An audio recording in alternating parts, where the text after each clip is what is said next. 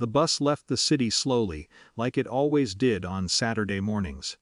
Traffic loosened block by block until the buildings lowered, the streets widened, and the sound of the engine settled into a steady hum that filled the cabin. My daughter sat beside me, leaning her head against the window, watching the gray skyline slide away behind us. These trips had become our quiet routine. 2 days at the old weekend house, a small place near the lake that needed constant attention, loose boards, stubborn pipes, things that never quite stayed fixed. My daughter said she liked the break from the city. I liked the excuse to keep her nearby a little longer. The bus smelled faintly of coffee and winter coats. People were scattered through the seats, half awake, half distracted. Someone behind us was scrolling through videos with the volume too low to understand but too loud to ignore. It felt ordinary, predictable. The kind of morning where you could plan the day in your head without interruption. We would stop at the market near the station. Buy bread, maybe fish from the place by the water. I had a list of repairs waiting at the house, nothing difficult, just small tasks that gave the weekend a shape. I was halfway through thinking about the broken porch light when I noticed the woman. She sat 3 rows ahead on the other side of the aisle. At first there was nothing remarkable about her. Dark coat. Hair pulled back. One hand resting on the metal pole of the seat in front of her, but she kept turning around. Not casually. Deliberately. Each time her eyes moved through the bus until they stopped on me.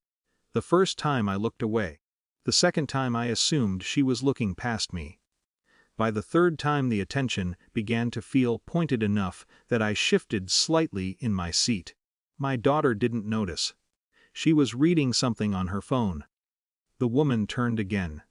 This time she didn't look away when I met her eyes. There was no anger in her expression, no confusion either, just focus.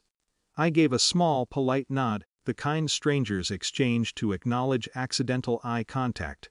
She stood up. The bus was moving steadily along the highway now, the engine vibrating softly through the floor.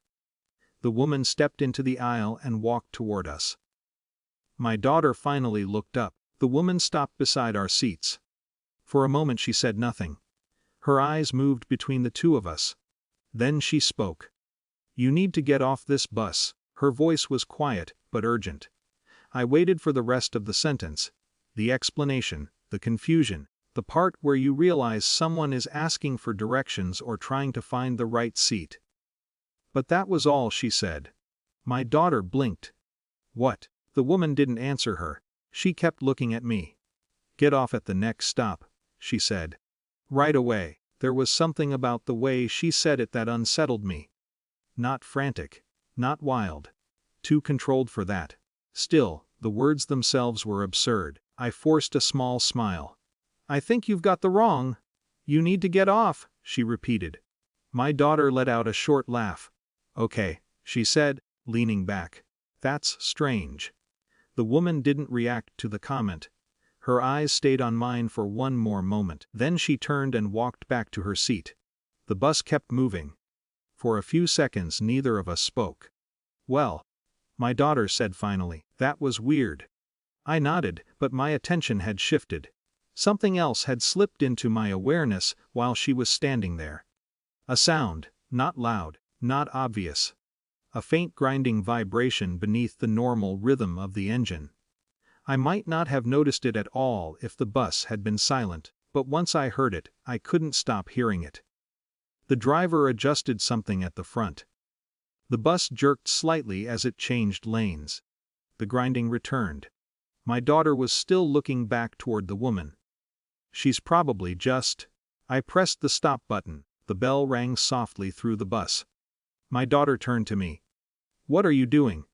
"There's a stop coming up," I said, "but our station is 30 minutes away." "I know." She studied my face for a moment, trying to read the decision forming there. "You're serious?" "I think we should get off." "Because of her?" I didn't answer. I couldn't explain it clearly enough to make sense. The bus slowed as it approached a small roadside stop, a narrow patch of pavement beside a stretch of guardrail and winter grass. The doors opened with a hiss. I stood. My daughter hesitated, then followed. The driver barely looked at us as we stepped down. The doors closed. The bus pulled away again, merging back into traffic. For a moment I felt ridiculous standing there beside the empty road. My daughter folded her arms. "So," she said carefully, "are we going to talk about why we just got off the bus in the middle of nowhere?" I exhaled. "I'm not entirely sure." She gave me a look halfway between amusement and concern. "Dad." The sound came from the highway. A sharp metallic scream. We both turned. The bus had reached the incline leading toward the bridge ahead. Suddenly it lurched sideways. The rear end fishtailed violently, the driver struggling to correct the steering. A plume of dark smoke burst from beneath the back wheels. The bus slammed against the guardrail at the base of the bridge ramp with a violent shudder. The sound echoed across the empty road. My daughter grabbed my arm. Neither of us spoke. Cars began slowing around the wreck. Someone pulled over and started running toward the bus. Sirens appeared in the distance within minutes. We walked slowly toward the scene with the other drivers who had stopped. Passengers were already stepping out of the bus, shaken but standing. Emergency responders arrived quickly, directing people away from the road. Through the cluster of passengers, I saw her. The woman stood off to one side near the shoulder of the highway. She looked smaller now, almost tired. Our eyes met across the distance. I started toward her, unsure what I would say. But before I reached her, an ambulance pulled between us. When it moved again, she was gone. Later, while we waited for another bus arranged by the transit authority, my daughter sat quietly beside me on the curb. The bridge lights flashed red in the distance. "You trusted her," she said after a long silence. I watched the emergency crews working around the damaged bus. "No," I said. I paused, thinking about the moment my finger pressed the stop button. "I just listened to something I couldn't explain." My daughter nodded slowly. For the rest of the evening, neither of us tried to explain it any further.